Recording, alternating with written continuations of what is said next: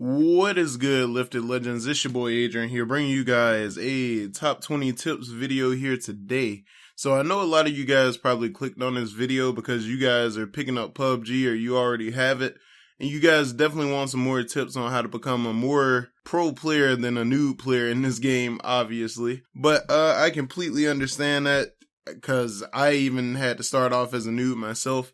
I slowly had to progress and I had to learn different things and different techniques to use. Today, I'm just bringing you a list of 20. I will be bringing more. So if you guys are looking forward to more tips and tricks over here on the channel, definitely don't forget to hit the sub button and the like button. And that notification bell will definitely get you in here on time to see them tips and tricks videos. But starting off with tip number 1, the first thing I would recommend doing as soon as you start up the game is go into combat training and just mess around in first and third person. Just see what you like best, because I've noticed at times I gauge between first and third person.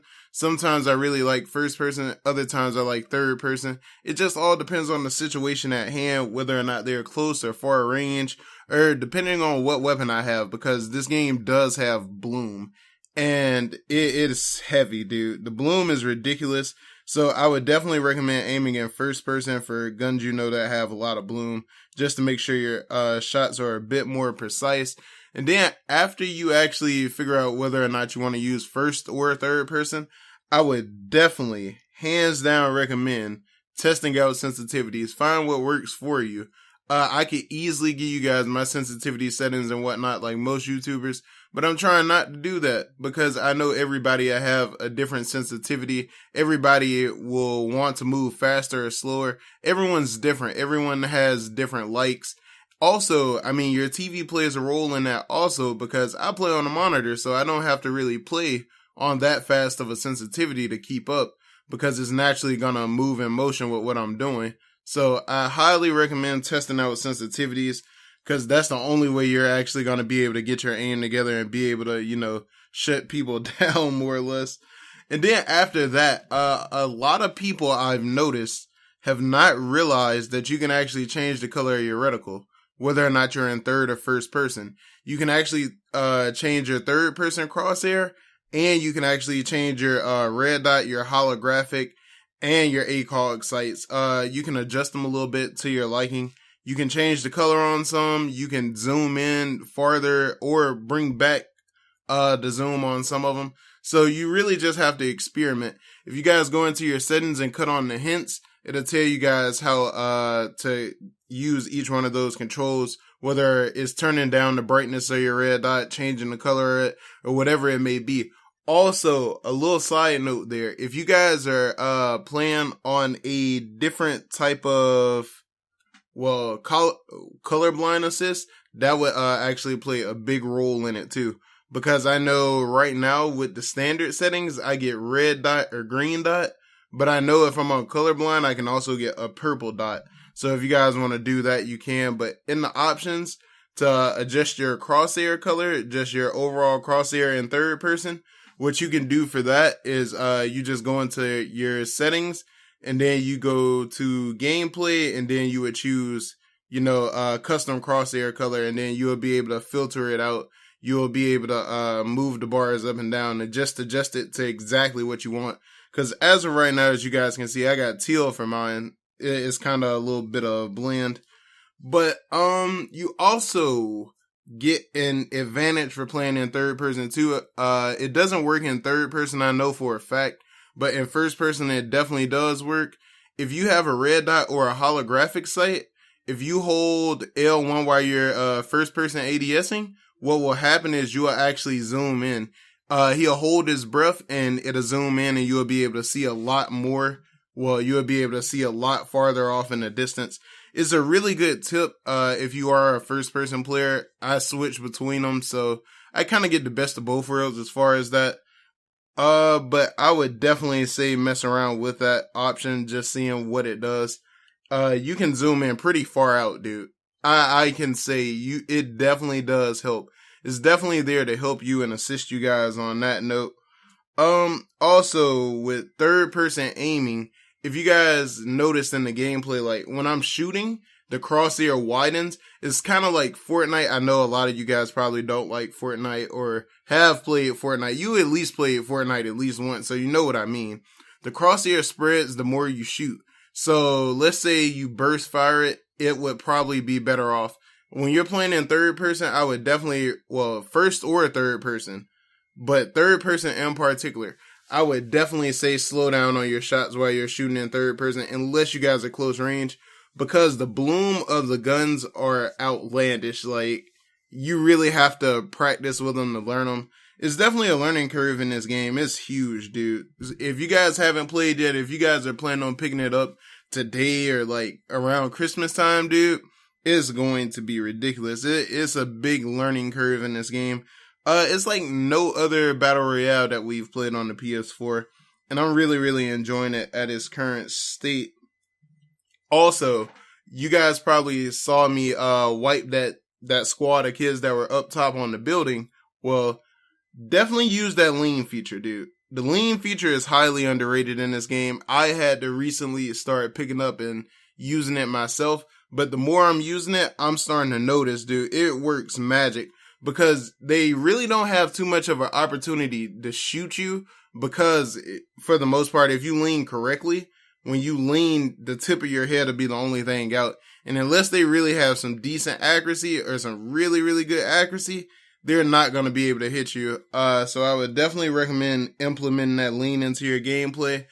Also, a lot of you guys probably don't do this. You guys probably been paying attention to me looting in the video. I loot with the options button. I press options before I run up on what I want to grab, and then I just scroll through the menu that way, because instead of pressing square and just picking up random stuff, because that stuff starts adding up in your bag, and eventually you got to get rid of some of that stuff if you want to pick up more stuff, no matter how big your bag is. It definitely lets you choose exactly what you want to loot. And you can scroll through the menu with the right analog stick, and you can move with the left stick as you do it. So that way, if you are looting, you won't be as prone to getting shot. Like, you can try and dodge the bullets at least, instead of just sitting out like a test dummy, more or less. Because I've died like that a few times, so that definitely is something huge. Also, you can apply your attachments from off the ground too, while you're in the options menu. If you just press X and then you choose what gun you want to put that attachment on, that saves on a lot of time, instead of having to pick up the attachment and then go into options, well, into your inventory, and then you're trying to sit there and fumble around and put it on. You can just do it right there before you even put it into your inventory. And that cuts on a lot of time, dude. And speaking of time, dude, that bubble is ridiculous. The bubble in this game is really, really, if you're not paying a lot of attention, the bubble will slip up and get you really, really easy in this game. But one of the things I've learned to try and help me get out, even when I don't have a car, is holding triangle. It lets you holster your weapons, and you can just sprint at an even faster speed than what you typically do. It saves a lot of time. It may be something small. It's a very small tip. But holding triangle and holstering your weapon to run, it will get you a long ways away, dude. It cuts a lot of time out.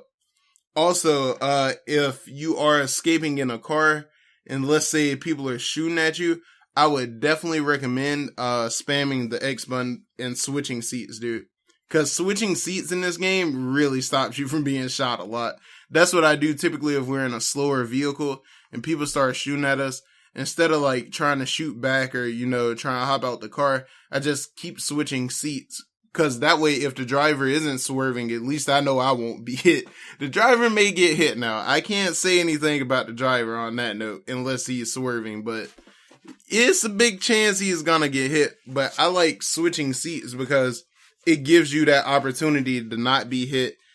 It really, I've had a lot of game-saving moments from switching seats in that car like that. But on to tip number 11. Don't pick up pistols unless you have to. Like, I only pick up pistols at the beginning of the game because honestly, they just take up a slot and you have to pick up ammo for them, which takes up even more slots in your bag. Or it could take away ammo from a weapon that you're currently using. So I definitely would not recommend, I would not recommend picking up a pistol in this game. And they're not all that great either. They're very low on damage in this game. I'm pretty sure we'll be getting a new pistol sometime soon, with a new map or something of that sort. Also, don't overstock your inventory, dudes. Like, I know I hoard up ammo and everything else, but I've seen like other people that just hoard scopes and whatnot, and that takes away from you being able to grab ammo too. So you really gotta manage your inventory in this game also, because you will lose, like, you lose out on a lot of time, especially trying to just drop more items. I mean, you probably waste about 5 or 10 seconds, but those 5 or 10 seconds could be life or death. Like, this game, you really have to be on par with what you're doing. You definitely have to think about every step, strategize, be planned out on time, be ready for certain gunfights to occur.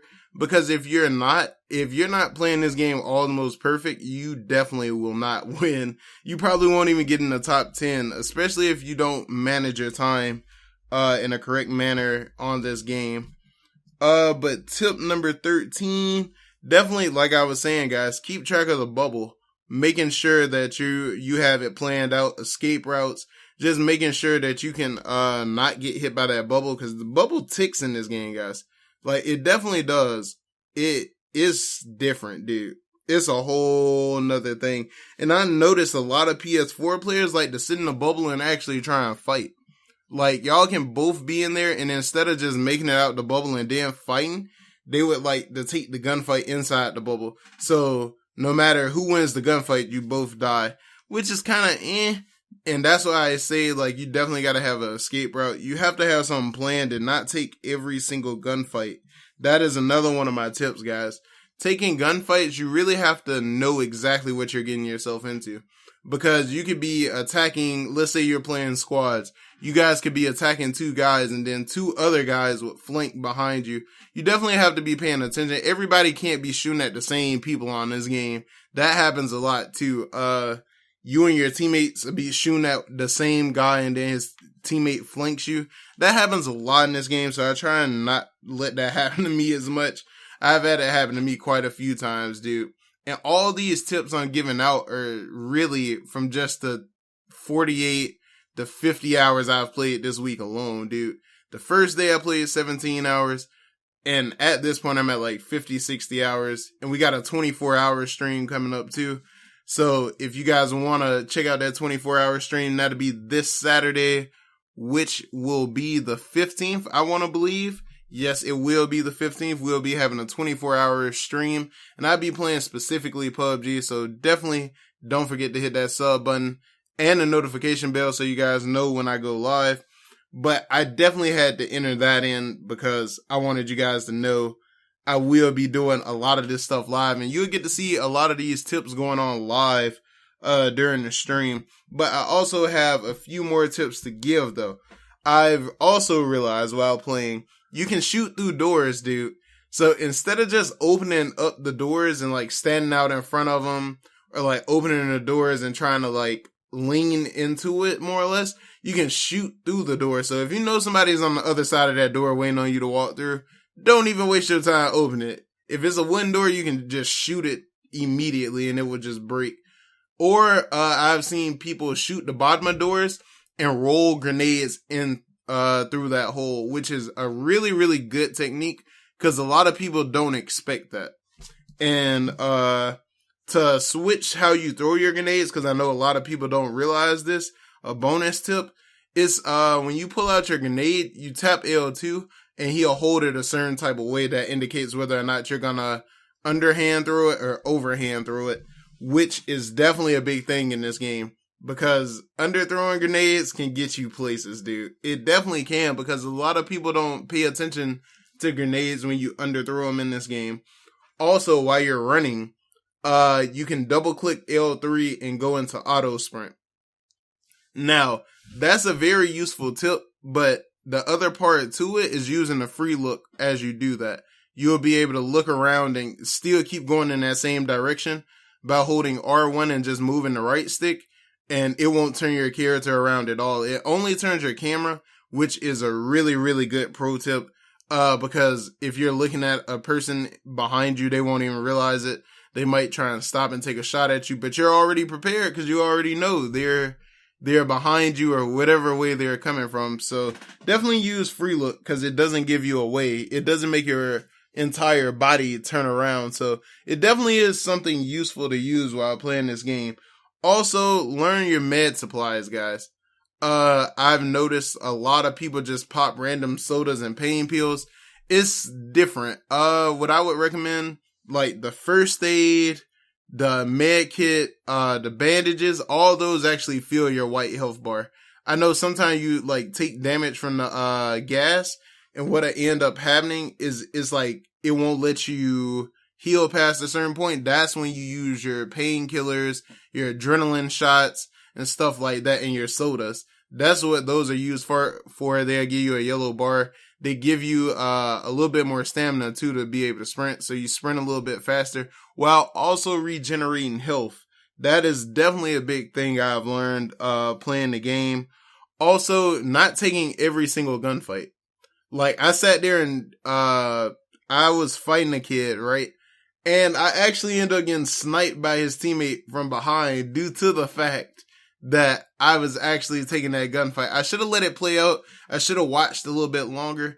Watching gunfights is definitely something that's key. Not giving away your position. Making sure that you move at that right time. Like, at this point, I like letting people kill other people so I can wipe them. Because if they're already hurt, that gives me a great chance at winning the gunfight. It boosts my chances of winning the gunfight. But I don't get the kill. So if you are kill hungry, obviously do your thing. I'm just thinking of it from a more strategical standpoint that I've noticed in this game, dude, because I get shot in the back a lot. Being shot in the back is not fun. And it's like people don't really notice me until I start to take another gunfight.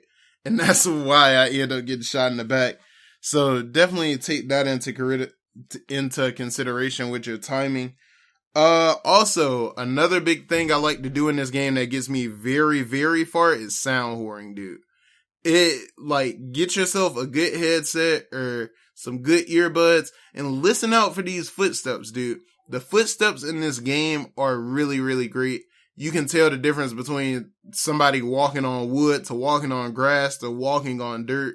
It makes a big difference in your gameplay. Listening out, just being able to hear the sound of the environment in general will help you be able to win. And going right along with that, if you're running duos or squads, having communication is key to winning, guys. If you have a lack of communication, 9 times out of 10, you guys won't do as well. So if you're running duos or squads, definitely try and get yourself around people you know that are actually be able to communicate with you and help you out. Other than just joking around in the party, you know, actually being able to do call outs, using the top compass, calling out other than just saying he's right here in front of me. He says like they're 175 or whatever it may be. That plays a big difference in the game. And I don't think a lot of people realize that using the compass and communicating is very, very key to winning in this game. Also, another thing, bonus tip. This is tip number 20, guys. Like I said, I had a 20 tip list and I felt like I had to share every single tip with you guys. Check your equipment health. Your vest and your helmet are the only 2 equipment I mean by that. Check on that equipment number. Because sometime you may have on a level 3 vest and get it shot up a little bit. You may think it's better to put on that level 1 vest. But even then, the level 1 vest you come across, it may have less health than the level 3 vest that you already have. So how you want to check those stats, or you want to open up your options and hover over each one of them. Just like apply them, and then you can see like the actual number of damage that can be dealt to it. And that's all my tips for today, guys. If you guys have any tips for me, definitely let me know in the comment section. I definitely am open, and I will probably address it in the next video, whatever it may be. And hopefully you guys did enjoy the video. If you guys did, definitely don't forget to hit that like button and share this with your newbie friends, because I know some people definitely still need help in this game. But I will catch you guys in the next video.